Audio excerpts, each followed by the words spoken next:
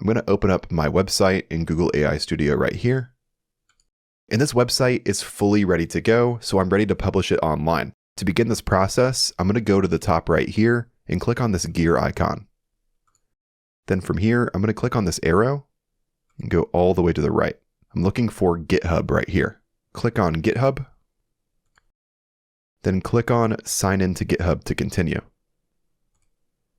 From here, you'll either need to sign into your existing GitHub account or create a new one if you're new to this. From here, I'm going to scroll down and then I'll click on Create an Account.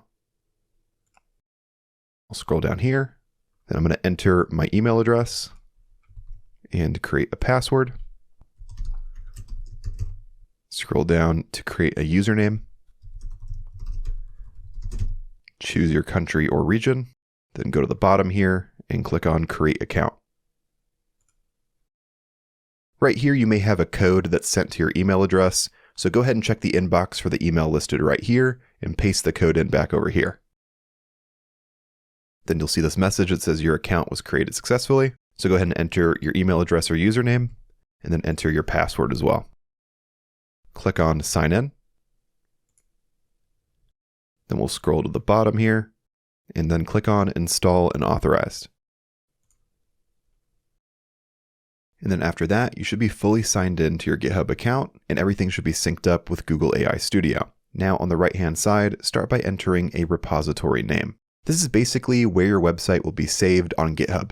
So for this, I'm going to type something that I can easily remember. I'll go with my portfolio website. And for the description, I'll type repository for my Google AI Studio website. For the visibility, I'll leave this set to private.